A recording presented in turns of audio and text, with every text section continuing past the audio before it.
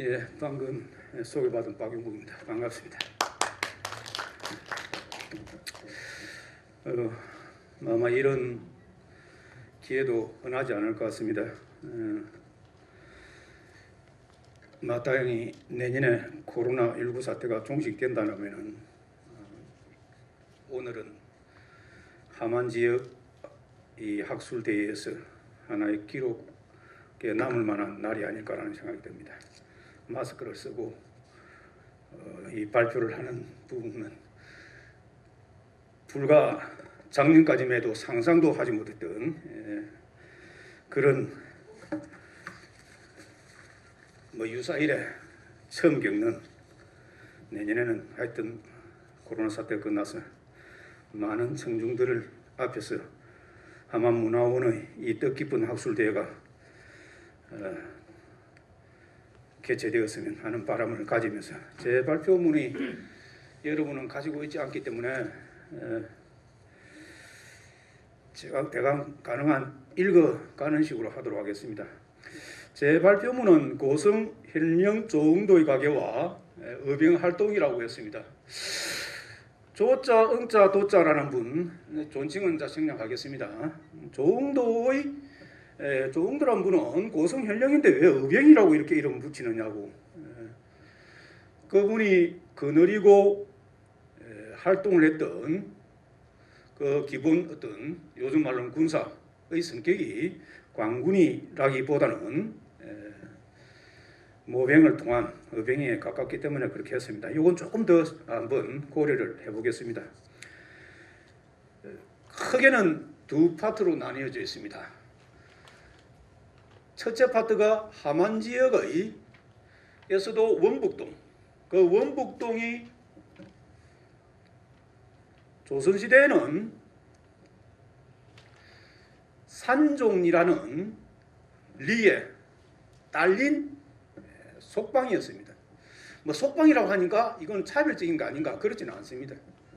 산종리에는 모두 9개의 속방이 있었고, 그 속방 가운데 함안조씨 검은 밑으로 검사입니다. 검은 조열이란 분이 입향을 해서 그 아들 되는, 족보하고는 약간 차이가 있겠지만은 큰 아들 되는 조동자, 오자, 조동호, 조금호, 그다음 조야호라는 분. 근데 그 16세기 초반의 기록에는 손자도 이렇게 조금 말 실수가 있었습니다. 검은 조열이 있고, 그 다음 아들 조안이고, 그 다음 조열이 있고, 조열의 아들이, 제가 말을 실수를 많이 했습니다.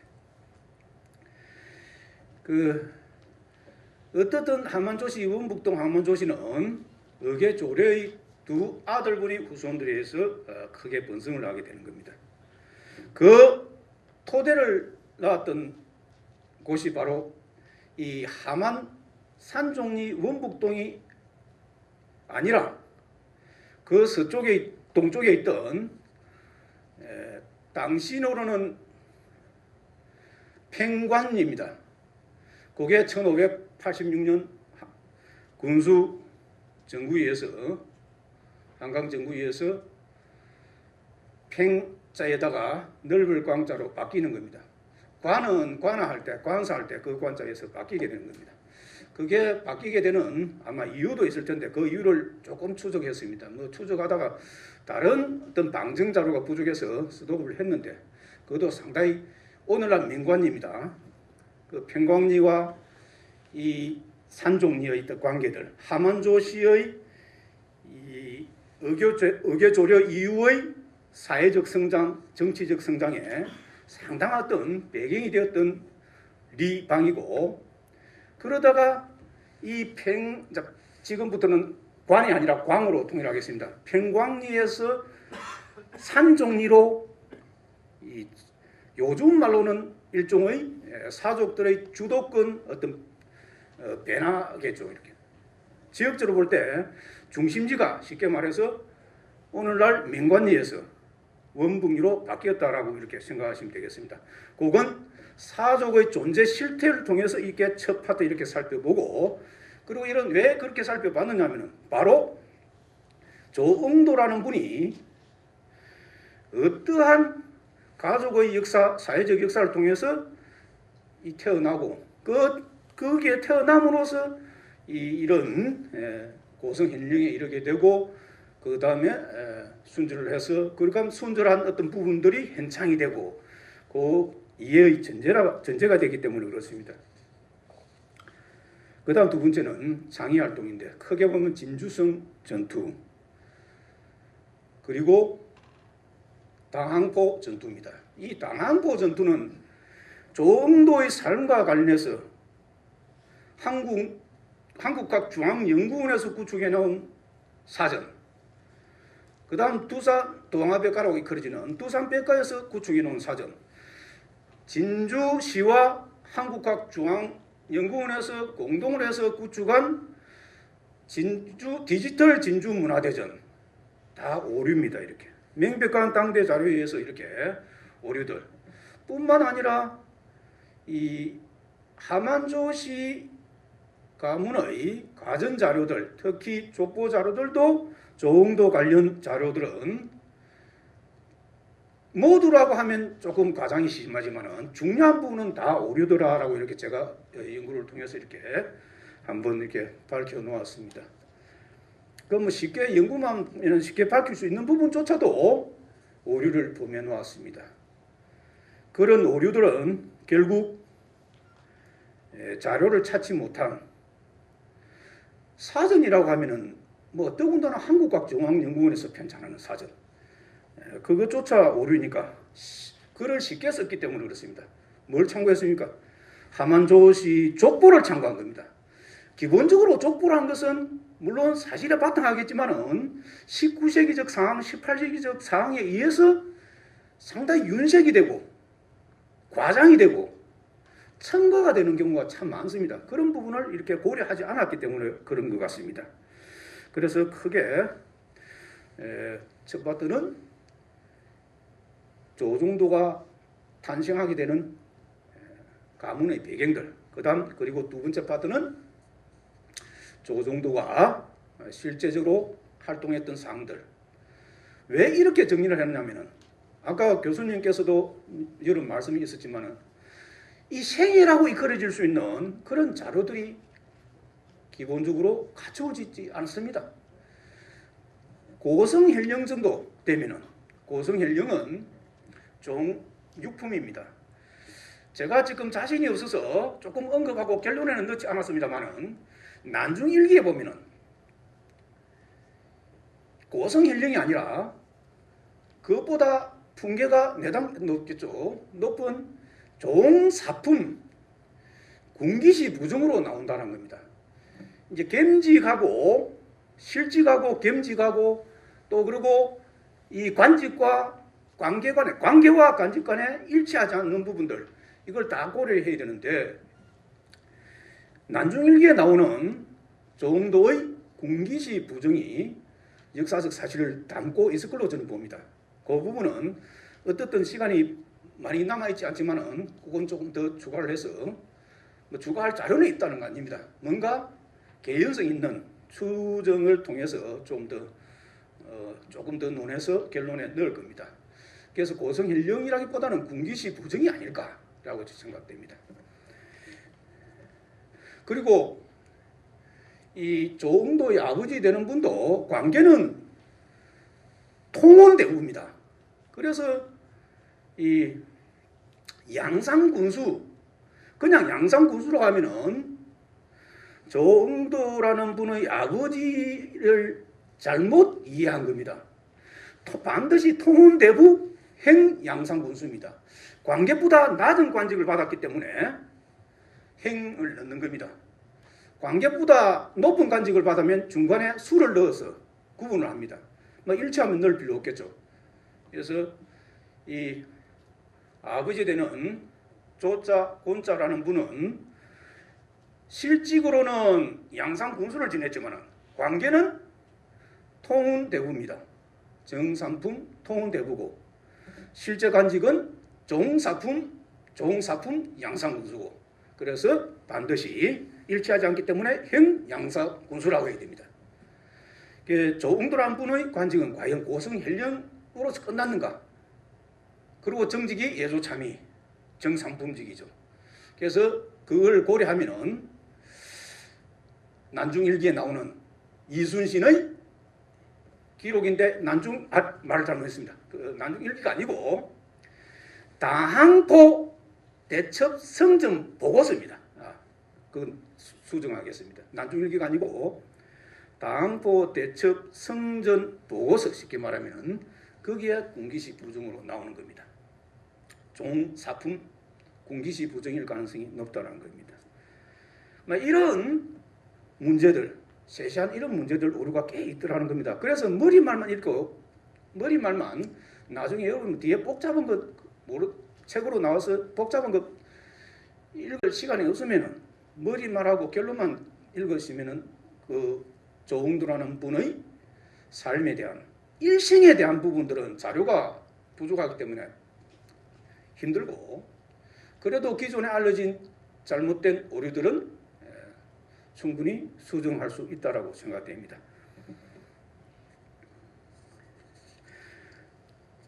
그래서 이 가전자료에는 조웅도의 자가 여수가 아니라고 나옵니다. 여수라고 보는 게 맞을 것 같습니다.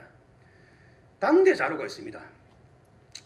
이 사마방목이 정확한 경우가 드문데, 이분은 조웅도라는 분은 1583년 8월 벨시 문과입니다. 명나라 항태자의 생일을 축하해서 별도로 이 무과를 이렇게 실시했는데, 1583년 8월 무과 방목이 전합니다. 거기에 많은 사실들을 전하고 있습니다. 당시 1583년 8월달 물과에 합격할 당시에 어머니만 살아계셨고, 아버지 조자곤자라는 분은 이미 돌아갔고, 관계는 통은대부고, 관직은 행양상군수고, 그리고 자가 그렇게 여수라고 나오고, 그 다음 여러 자료에들은 조웅도의 생년이 1565년이라고 이렇게 나오는데 10년을 늦추어서 거기는 반드시 분명히 1555년이라고 이렇게 나옵니다. 지금 가전자료들이 오류가 한두 가지가 아니죠. 거기에 바탕한 사전류들 거의 다 오류입니다. 그래서 꼭 요번에 이런 기회를 통해서 그런 삶 전체는 복원하지 못하더라도 이런 기본적인 조웅도의 정부에 대한 그런 것들은 좀 수정이 되었으면 하는 바람을 갖고 있습니다. 조웅도라는 사회적 위상이 어느 정도였던가는 여러분 잘 아시잖아요. 자기 외조부대는 박희상, 그리고 외숙대는 송암, 박재현, 항암, 박재인, 이분들이 남명의 제자로서 그 위상이라는 것은 더 제가 언급할 필요도 없을 겁니다. 저보다도 우리 허근수 교수님과 우리 윤호진 교수님이 거기엔 더 잘 알고 있기 때문에 기존 또 글들도 있고, 어떻든 그 외가의 사회적 위상, 물론 본가는 더 말할 필요도 없죠. 이렇게 그런 위상을 봐서도 이분이 관직에 나아갔는지 나아가지 않았는지 전혀 근거는 없습니다. 근거 자료들. 1583년에 비슷한 시기에 무과에 급제해서 의병장으로서 활동하는 분들이 꽤 있습니다. 대표적으로 저 상가에 구팽리 파팽윤씨 윤탁이라는 분, 비슷한 시기죠. 이렇게 그 외에도 또 많습니다. 그분들이 대체로 의병활동하기 전에 임진왜란이 일어나기 전에 관직을 갖고 있었습니다. 근데 이분은 왜 관직이 전혀 안 나올까? 어디에도 안 나옵니다. 그래서 제가 추정하는 것 딱 두 가지.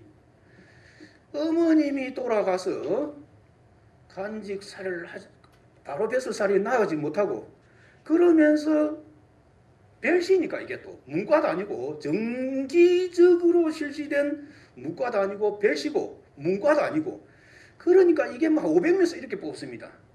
500명에서 95등인가 그랬습니다. 그러니까 미처 실직을 받을 수 있는 기회를 놓쳐버린 거 아닌가. 어머님이 돌아가고, 그건 오로지 이건 왜 그랬을까? 왜 임진왜란 이전에 배설을 분명히 했을 것 같은데 왜 배설이 전혀 나오지 않을까라고 이렇게 결국 추측을 해서 그렇게 해봤고, 그건 뭐 이렇게 글로서 공식적으로 넣기에는 좀 그래서 조금 일부만 넣었습니다. 왜 그랬을까? 그렇게 어머님이 돌아가셨거나, 그래서 뭐 기회를 놓쳤거나 두 가지 중에 하나일 거다라고 본 겁니다. 이분이 임진왜란이 일어나서 작년에도 제가 이 신촌 안항 순응환시 의병활동과 관련해서 발표를 하면서 관련 자료에 이 조응도가 분명히 나옵니다. 의병창의에 가담을 했을 걸로 이렇게 보는, 거기에 중심적인 역할을 하는 것은 모촌 이정입니다. 이정이고, 여기에 모촌 이정뿐만 아니라 이 송암과 항암을 외숙으로 둔 이 조응도, 뭐 조정도는 이미 함양에서 이렇게 초유사 김선일과 이렇게 연계되어서 활동을 합니다. 그게 5월 8일입니다. 그리고 5월 중순쯤 되면 이렇게 함안 지역에도 영향을 끼치고, 초유사가 5월 15일 날 진주에 당도를 하게 되는 겁니다. 그러면서 이 주변에 적극적으로 이 소모활동, 의병창의를 독려하게 되는 겁니다. 그런 시기에 분명히 이 조정도라는 분도, 아니 조응도라는 분도 함안 지역의 의병창의에 참여했을 걸로 봅니다. 그런 자료도 이렇게 방정 자료도, 시대가 조금 떨어지지만 그런 자료도 전하고, 그래서 임진왜란이 일어나자 이렇게 의병활동을 하고, 그 의병활동의 결과가 고성 가수령 임시현령으로 제수되는 바탕이 아닌가. 그건 다름이 아니라 경상도 속찬지리지라는 1832년에 편찬된, 그건 국가에서 이렇게 한 겁니다. 사찬이 아니고 함주지처럼. 이런 자료들 보면은 군공으로, 임진 군공으로 고성 헬령이 되었다라고 나는 자료들, 그걸 검토를 통해서 보면은 분명히 임진년 초기에, 그 임진년 초기라는 것은 적어도 임진왜란이 일어나고 나서 이 함안이 조금 안정되는 시기가 있습니다. 그 시기가 대체로 아마 8월 중순쯤부터 해서 9월 초순쯤 이렇게 넘어가는 시기, 한 달 정도 이렇게 지금 상당히 안정이 된 시기가 있었습니다. 그럼 이 대해를 넘으면 진해도 마찬가지입니다. 그 시기 되면 좀 안정이 됩니다. 왜냐하면 진해, 고성, 창원에서 이렇게 운구해서 주변 지역을 분탕질하던 이 왜구들이 부산으로 철수했다 이렇게 됩니다. 그리고 9월 24일 날 부산에서 진주성을 함락을 목표로 해서 이렇게 들어오는 겁니다. 그래서 10월 2일 날 함안 지역이 왜군의 소나기에 들어가게 되는 겁니다. 10월 2일입니다. 그 시점이. 그러니까 이 함안 지역이 가장 임진왜란 시기에 초기에 안정된 그 전까지 아마 이 의병활동하는 그런 공적들, 그런 게 바탕이 돼서 고성 임시 헬령에 제수되었을 것이다 라고 저는 추정을 하고 있습니다. 그리고 과연 그러면은 고성 가 헬령에 언제 제수되었을까라고 할 때, 그것도 바로 그 전의 헬령인 김현이란 분의 어떤 행적들, 그걸 통해 보면 빨라도 7월 중순을 올라가지를 못합니다. 왜냐하면 난중일기에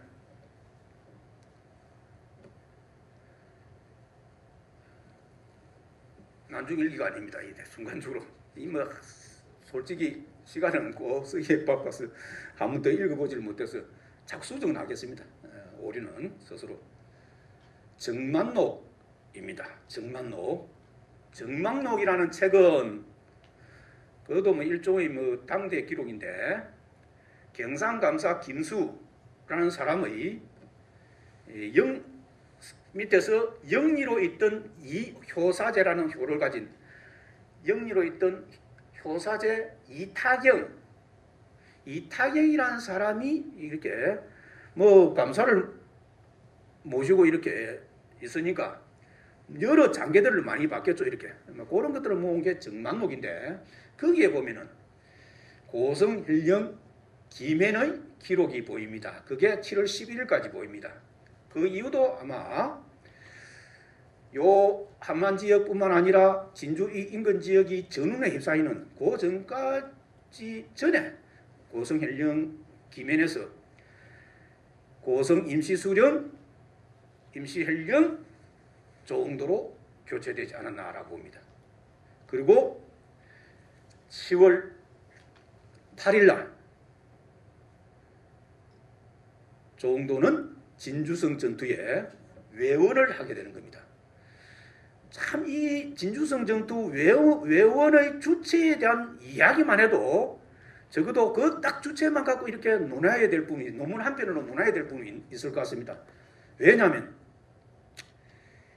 고성 지역의 의병장으로서는 최강, 최균 형제, 그 다음 이달, 이런 분들의 업적이 물론 의병활동의 공적이 대단하긴 대단합니다. 그리고 무엇보다도 이분들의 후손들이 조상들의 업적을 hen창을 잘하고 또 후손들이 번성을 하고 그러면서 기록들이 그분들을 중심으로 정리된 게 아닌가. 최강이 주도하는 것. 물론 뭐 고성지에서는 최고의 의병장입니다. 그런데 한편으로는 진양정씨 정곽이라는 분이 있습니다. 바로 요 우리 진해현에서 딱 고개 넘으면은 왼쪽 편에 있는 그 마을 출신인데 정곽이라는 분, 진양정씨입니다. 그리고 박예상이라는 분, 그분들의 기록은 최강이 아니라 고성헬령 조응도 중심으로 이렇게 기록이 나온다는 겁니다. 그래서 이 부분은 쉽게 이렇게 결론 내릴 수 있는 부분이 아니다. 그래도 상당히 깊이 있는 어떤 천착이 필요한데 상당히 공력이 필요할 것 같습니다. 그리고 막 그런 공력을 기울이지 않는 한 이 고성 지역의 기존의 의병 활동의 중심인 최강, 최균, 이달 이런 후손들의 가문으로부터 반박도 받을 수 있는 거고, 어떻든 고성 지역의 의병 활동과 관련해서 고성, 헬령, 조응도 중심, 그 다음 최강 중심 이렇게 한번 놓고 이야기해 볼 수 있는 부분도 있지 않을까. 왜 제가 이거 있지 않을까라는 부분을 이 귀중한 시간을 내서 이야기하느냐면은 결국 조응도라는 분의 삶, 그럼 1597년 3월 9일 날 순절하고 나서 그 이후의 어떤 후손들의 어떤 부분들, 현장 그런 거 관련이 있지 않는가 생각이 되기 때문에 그렇습니다. 이왕 말이 나왔기 때문에 이 조응도라는 분이 죽음, 즉 순절한 부분, 이것도 다 이렇게 곳곳에 오류를 범하고 있습니다. 순절한 장소, 그 다음 일시겠죠. 순절한 때와 장소. 때는 크게 보면은 3월 29일, 그 근거 자료들은 머리말 보면 나옵니다. 3월 29일, 3월 19일, 심지어 바로 이야기해도 되겠죠. 부산대 장동표 교수 같은 경우는 함안 지역 이 사족들, 그 다음 고성 지역 사족들을 이야기하면서 특히 함안 지역은 이 함안 이시 중심으로 이렇게 한 겁니다. 사족의 실태. 그 사족의 실태를 보면은 상당한 정도로 미흡한 점 오류들이 많습니다. 그 각주에 나중에 책을 보면 알겠지만은 상당히 중요한 부분이 뭐냐면은 한 사람의 삶과 관련해서 피지배척 자료가 남아있으면 좋은데 안 남아있기 때문에 조선 초기 중기에는 이 지배층들, 사족들의 존재 실태가 리와 방, 리방이라고 흔히 하고 방리라고 표현을 잘 안 씁니다. 리방과 관해서 이 사족의 실태가 상당히 중요합니다. 존재 실태가. 그 마을의 사족의 사회적 위상이 어떠한가가 그 마을의 위상을 결정지은 측면들이 바로 평광리, 산종리라는 겁니다. 그래서 이 조응도의 삶을 이야기하면서 그건 이제 나중에 멜리제, 국가 지배체제에서는 멜리제와 관계되는 겁니다. 그런 이야기를 해놓은 겁니다. 조응도는 결론적으로는 3월 9일에 돌아갔습니다. 장동표 교수는 실록에 3월 24일자 나오니까 3월 24일이라고. 3월 19일이라고. 저 고성에 의병 활동을 했던 박자, 애자, 상자. 또 그 같은 분을 3월 19일이라고. 그건 정확히 실록 자료에 보면은 기문표 해전이라고 합니다. 기문포 해전. 그 기문포 해전인들 심지어 또 요즘 뭐 블로그 가운데 저쪽에 저도 그 근처에 거기라고 이렇게 막 확신에 차서 이렇게 다 지금까지 다 들렸다. 내 이야기 맞다라고 하는데 귤도라고 나옵니다. 귤도라고 분명히 나옵니다. 귤도라고 나오는데 그 귤도가 유자도다라고 이야기하는 분도 있는데 여러 가지 정황상 보면 그건 아니고 지금 현재 그 삼성중공업 조선소 일대인데 지금도 조그마한 개인 사유지입니다. 산으로 돼 있는데 그게 섬입니다. 지금 섬처럼 안 돼 있습니다. 귤도라는 지명이 지금도 살아남아 있습니다. 분명히 고성현의 남쪽에 있는 귤도에서 죽었다라고 이렇게 순절했다라고 나옵니다. 그래서 기문포하고 이렇게 관련지어서 생각해 보면은 현재 거제시 그쪽에 앞쪽으로 약간 북쪽, 동북쪽 그 앞바다라고 생각하면 되겠습니다. 때와 장소는 그렇게 이해를 해야 됩니다. 심지어 한국과학중앙연구원에서 구축한 조흥도 사전에서는 그냥 당포 해전도 앞에 진해hen 바다에서 전개된 해전은 생략해버리고 그냥 당포 해전 이렇게 나왔습니다. 그건 아닙니다. 진해 앞바다하고 당포하고는 완전히 이건 거리적으로도 그렇고 전망이 되지 않고요. 그런 오류들을 범하고 있습니다. 그건 그 오류로 인해서 결국 조흥도의 삶을 규정하는 것도 결국 오류를 범하게 된 겁니다. 그래서 시간이 그렇기 때문에 그 원북동 사조의 행성과 의미하는 부분은 제가 말씀드린 대로 원북동에 하만조씨가 자리 잡기 전에 원래 거주지는 그 동쪽에 있는 평광리더라. 1586년 이후 지명으로는 평광리더라. 그 뭘 통해서 그 근거가 당신 근거가 뭐냐라고 할 때 의계조려라는 분의 아우대는 의계조려는 1420년생이고 이 조자 욱자라는 분 문장으로는 조욱이라는 분입니다. 그렇게 지칭되던 그분은 1432년생이고 문과의 급제하고 뭐 진사의 급제하고 그런 차이도 있지만은 그분의 아버지 그리고 그것보다도 또 이 우리 하만조씨 족보에는 안 나오는지 지금 제가 확인 안 해가지고 안 나오는 게 틀림없는 것 같습니다. 조자, 충자, 심자라는 분이 있어요. 그분이 과연 어느 때에 갈라졌는지 모르겠습니다. 요 검은 조혈한 분, 참 이게 우리 말이 덤벅지게 적용돼 버리니까 조혈하고 그래서 한자를 이렇게 변기해야 될 것 같은데 그래서 자꾸 그 번거롭지만은 검은 조혈, 그건 조혈 뭐 이렇게 더군다나 뭐 이 태생이 경상도 진주라서 발음도 그렇게 정확하지 않고 검은 조혈의 5대 조대는 금열 아니 조혈 그분의 계열인지 그건 확신은 전혀 없습니다. 적어도 그분이 강평리에 살았다라고 보는데 그 근거가 뭐냐라고 할 때 강평리에 어떤 사람이 살았냐면은 1390년에 문과에 급제한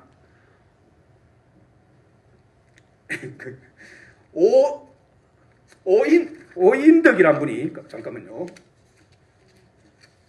갑자기 잠깐만 보겠습니다.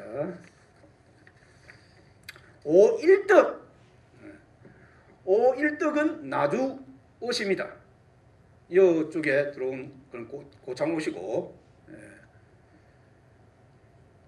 오엽을 뭐 그런 분들은 주기 오운이라든지 이런 분들은 고창 옷이고 이분은 나주 옷인데 1390년에 문과에 급제했다.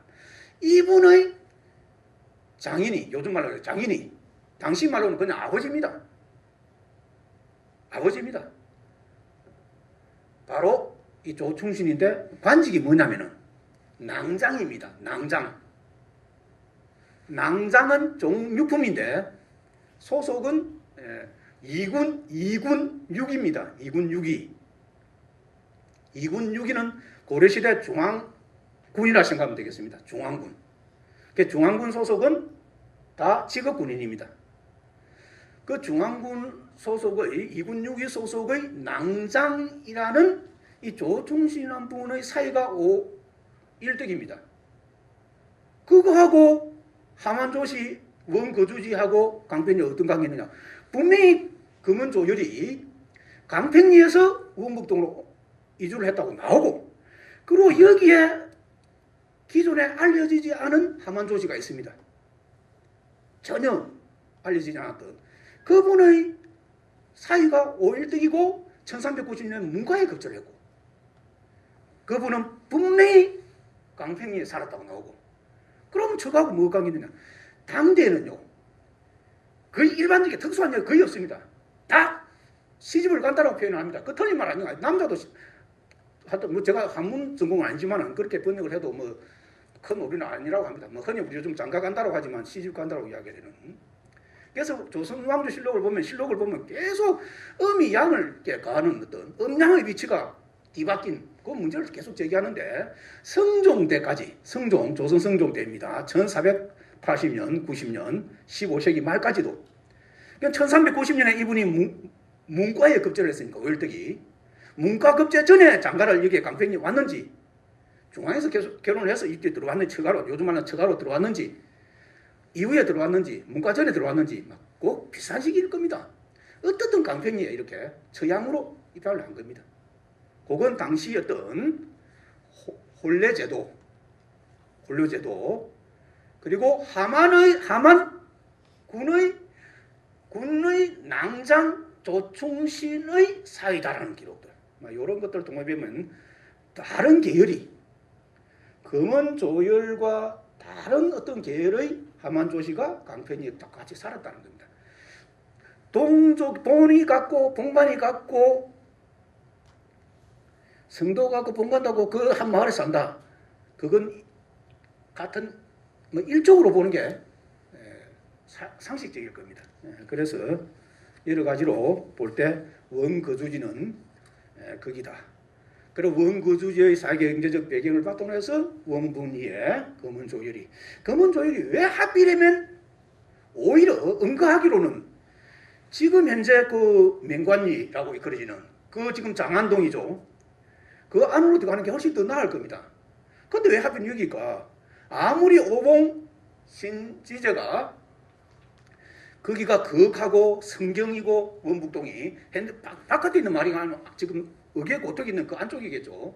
그렇더라도 거기보다는 여러 가지를 보면 여기가 오히려 기존에 자기가 살던 강평리가 응가하기 좋은데 왜 원북도를 옮겼을까라는 측면들, 그건 이 강평리가 갖는 사회경제적인 측면들이라고 생각이 될 것입니다. 왜 하필 거기 옮겨갔느냐? 거긴 전장이 있었을 가능성이 높다라고 봅니다. 요거 그 정도만 하고, 다만 여러분이 나중에 제 글을 보게 되면은 한번 그걸 한번 보십시오. 1930년에 일제 이 조선 총독부가 요즘 말로 세금 거두기 위해서 여러 조사들을 합니다. 그 조사 가운데 이 동종마을은 동종마을인데 50호 이상 되는 동종마을로서도 또 유명한 동종마을, 그걸 조사한 게 이렇게 있습니다. 그게 1930년에 조사된 거고, 그걸 연구해서 조선의 지락으로 나오게 된 시점은 1933년입니다.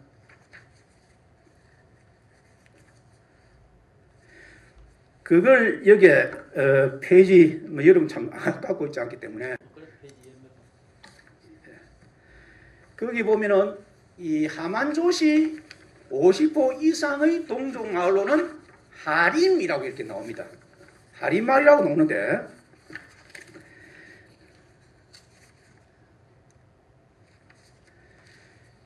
그리고 경주박씨 동족마을로는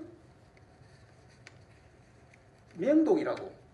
오늘 여러분 조금 아시는 분은 그 맹관리에 보면 맹관이란 지명, 오늘날 맹관이라는 어떤 리명은 명동마을의 명자와 평관동이라는 관이 합서 맹관리가 된 겁니다.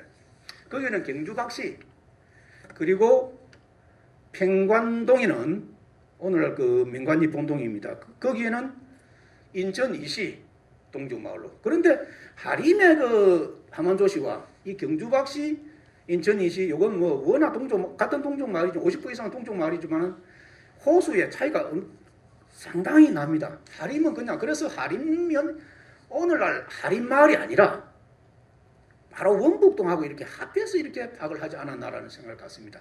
진주 재령이시도 그렇게 나오거든요. 봉대에 보면은 봉대라는 건 오늘날 보면 봉대는 자연마을인데 옆에 있는 어떤 그곳하고 합쳐져서 이렇게 보는 게 맞듯이 여기도 그런 것 같습니다. 그냥 하림이라고 하지만 실제는 오늘 원북동하고 합한 게 아닌가라고 생각됩니다. 그거는 나중에 이 책으로 나오면 한번 이렇게 참고로 이렇게 보시고요. 그다음 그 가계도를 내가 한번 3개 정도는 작성해야 될 것 같은데 시간적으로 이렇게 하나만 작성했는데 가계도 작성하는 데 있어도 가능하면 참 이 후대까지 했으면 좋은데 그렇지 못한 어떤 한계는 있습니다. 뭐 그렇다고 해서 그걸 못하더라도 봉고가 의도한 그런 목적을 달성하지 못하는 것은 아닙니다. 그래서 가계도를 얘기인데 문제는 이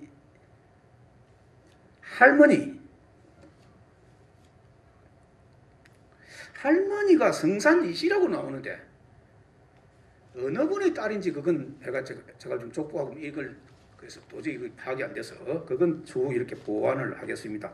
혹시 제 지금 발표문을 출력을 해서 혹시 뭐 의문을 갖거나 뭐 이렇게 크게 나무라지 마십시오.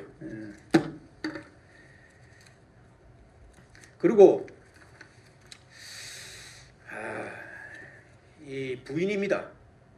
초계정신인데 이 조음도의 삶과 관련해서 이게 참 궁금한 것 가운데 하나가 어령업지에도 조음도를 기재하고 하마는 본향이니까 뭐 그렇더라도 고성은 또 고성현령이니까 와 어령에 그럴까라고 이렇게 어령은 바로 초계정시 부인의 본향입니다. 그리고 거기에서 수절을 한글로 보입니다. 이렇게 수절을 하고 그래서 어춘지에 열부전에 등재가 된 것 같습니다. 그런 또 특징을 갖고 있습니다. 조홍도라는 분은 어떻게 보면 세계 군행에 걸쳐 있는 삶이지만은 오히려 또 관련 기록이 너무 적다. 그건 뭐 아까 교수님도 앞에서 이야기했던 그런 이유와 관계 있을 겁니다. 그다음 산종리 일원의 전환과 관련해서 여기가 산종리는 상당히 지금 보면 여러분이 교통이 불편하다고 생각하실지 모르겠지만은 현재 가야읍보다도 교통이 더 좋은 대로가 바로 지나고 있었습니다. 엄밀히 따면 중로입니다. 경국대전에는 안 나오고 속대전에는 나옵니다. 이렇게 대로는 주로 명나라와의 어떤 관계 되는 길이 대로고 그 외에는 거의 다 중로인데 이 진주에서 야만역까지는 중로입니다. 바로 의송령을 넘으면은 부다역이 나오고 부다역에서 갈려서 진해현의 상령으로 그 다음 원북리 앞으로 해서 충곡에서 파수로 그럼 파수에서 바로 동쪽으로 진출하면 하만읍지가 되는 겁니다. 이 대로가 지나고 있던 일반적으로 어떤 대로입니다. 법적으로는 중로인데 어떻든 이 대로에 있었다는 그 위치가 이 산종리 사족들 9개 속방 원북동뿐만 아니라 사족들의 임진왜란 대응에서 상당히 유리한 점이었다라고 봅니다. 정보가 오고 가는 겁니다. 정보가 오고 가는 것입니다. 군사정보, 경제정보, 사회정보들이 다 오고 가는 것이 바로 그것입니다. 그래서 산종리 사족들의 대응은 다른 것보다는 조금 더 빨랐을 것이다 라고 저는 그렇게 보는 겁니다. 그리고 경상감사 김수가 4월 15일 반성창, 반성 진주 속현이죠.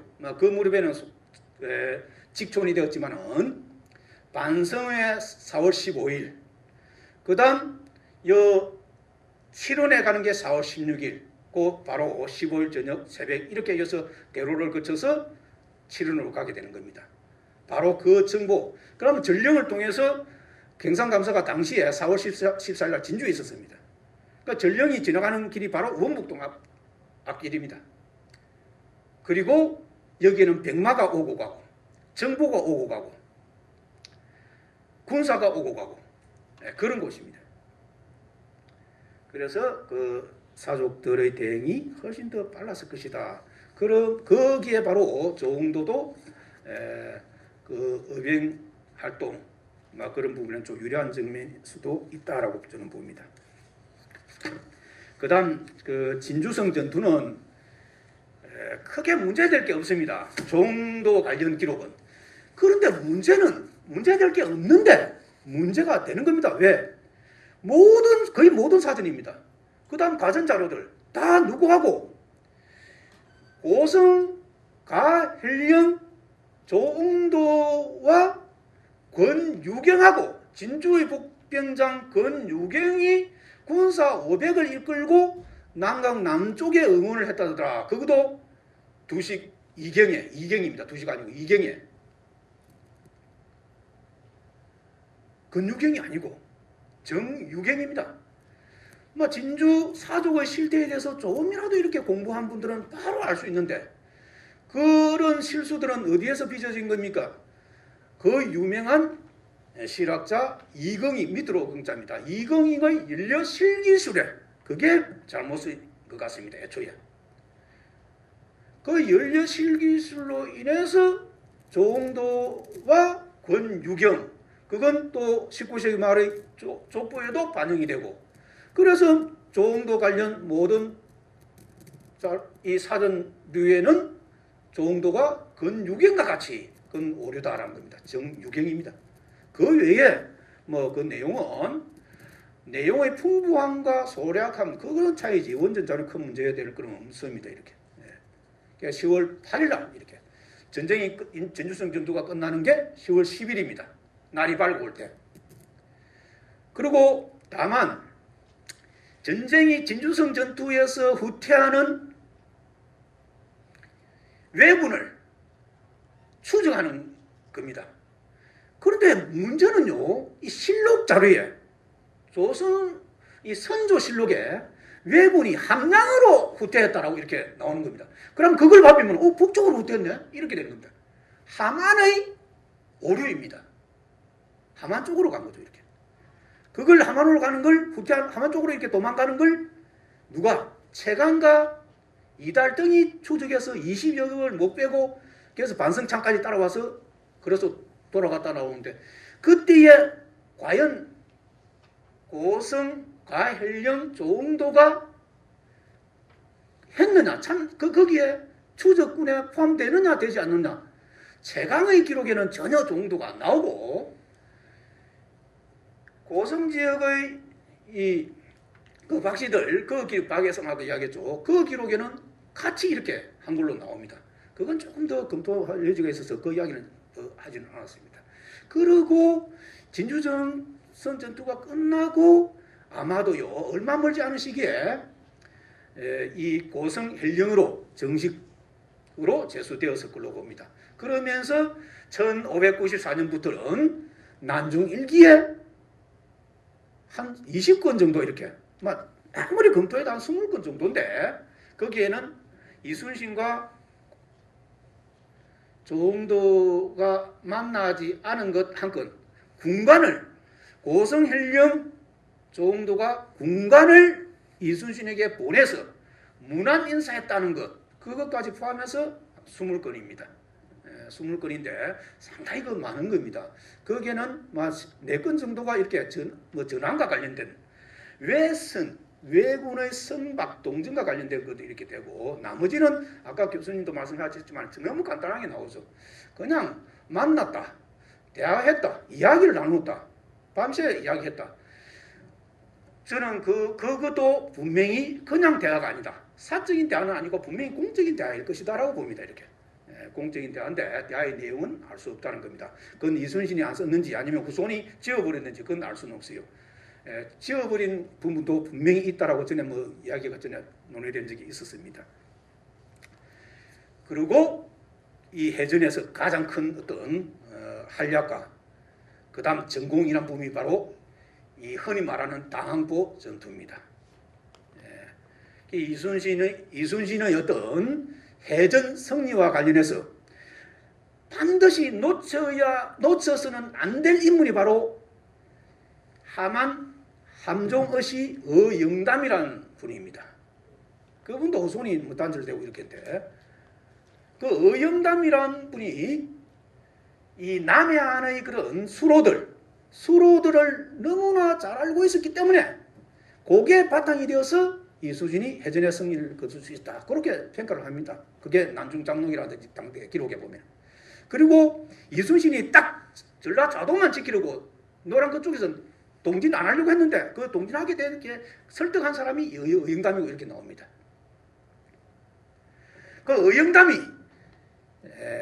1594년 3월 3일 새벽에 이제 적이 있다는 게 이 캐치가 되고 그걸 공격하는 게 이제 새벽에 이렇게 밤에 갑니다. 밤에 가서 새벽에 이렇게 출두를 하게 되는데 결과적으로 3월 4일 해전이라 하지만 바다 가운데 싸우는 것이 아니라 아예 이순신의 막 그냥 함대만 보고 도망을 가버린 거죠. 이렇게 어디서 바로 진해현 읍치 앞바다에서 거기 읍치 바로 지금 진해현 읍치가 그 신동면이죠. 그쪽에 지금 바다가 많이 메꿔졌지만은 거기에서 그냥 배 두고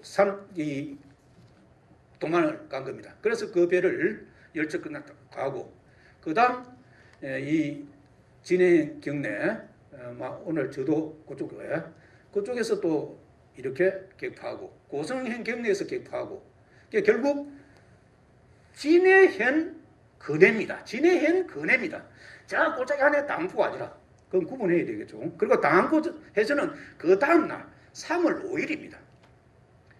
문제는 이 당항포 그 대첩 성전 보고서에는 이 구분하고 있지 않다는 겁니다. 전과를 31척을 깨뜨려서 불질러버리고 없애버리고 태워버리고 이랬는데 31척의 전과들이 당항포에는 21척이고 진해 앞바다에서는 10척이고 그렇게 나누어야 된다는 겁니다. 어떻든 그걸 나누어서 전과를 이야기하고 있지 않기 때문에 31척이고 그 31척 가운데 어영담이 대선 2척 그리고 고성현령 이 조응도가 대선 한 척입니다. 대선 한 척 가지고 이렇게 이야기하는데 그 대선 한 척이 그 싸움에서는 상당한 어떤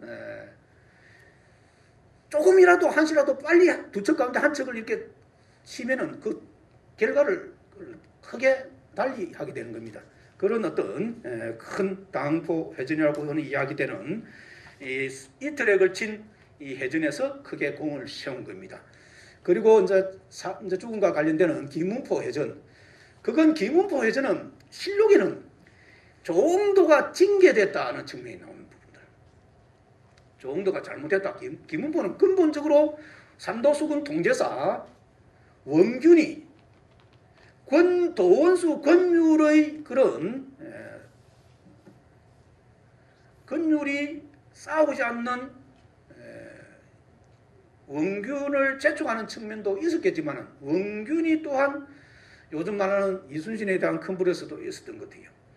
이 3척 쉽게 말하면 남욱군입니다. 초군에 해당되는 이 대중소 각각 한 척에서 3척의 80명이 승선한 3척이라는데 80명도 가장되지 않았나라고 이야기됩니다.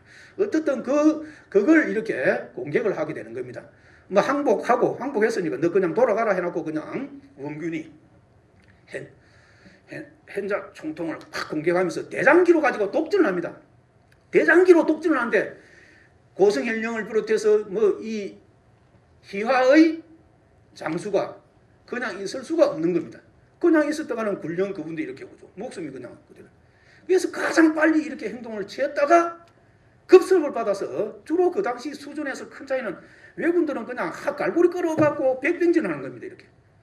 그래서 그걸 대비한 게 바로 이 오르지 못하도록 거북선을 만든 겁니다. 그 백병전을 20여 명이 그냥 올라와가지고 백병전 벌이니까 그 졸지에 이 노전능 군이 태바진이잖아요. 급습을 받으니까 그게 감당이 안 된 겁니다. 그래서 대부분 그냥 그 장수입니다. 장수로 표현되고 있습니다. 다음포 전투에 31 장수가 나오고 의영담이가 총지휘하고 쉽게 말하면 그런데 이 사전에 뭐라고 하는 줄 압니까? 이렇게 대백과 사전에 의영담이 31명을 데리고 다음포 해전을 뭐 이런 식으로 나옵니다. 31명의 장수입니다. 그 중에 하나가 조응도입니다. 이 20명이 배에 이 조응도의 고성배에 올라서 백변전을 벌이는데 이 장수를 지킬 생각 안 하고 다 바다에 그냥 뛰어들어 버린 겁니다. 결국 백변전 벌이다가 자상을 크게 입고는 바다에 몸을 던진 겁니다. 이게 중요한 게 바다에 몸을 던지는데 우수란 분이 우수란 만호가 건져 올렸습니다. 건져 올리고 그때에도 살아 있었다는 겁니다. 곧 살아 있다가 죽은 겁니다. 그렇다면 그 죽음을 바다에 던져버렸겠습니까? 더군다나 고성현령입니다.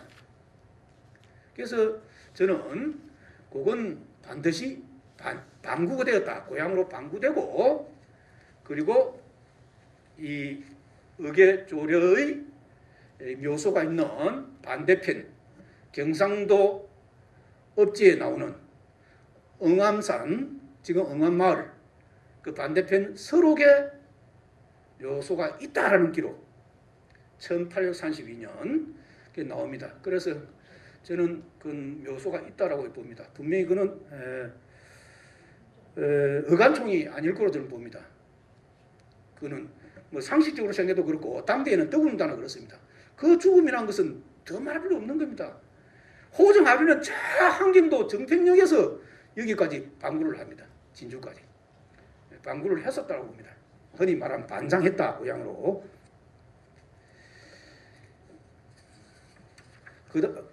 그다음 더 이야기를 하기에는 시간이 좀 지났죠. 그러면은 아이고 이거 다시 한번 제가 그 이야기했던 거는 간단하게 한번 이렇게 한 3분만 이렇게 이야기를 하고 정리를 하고 끝내겠습니다.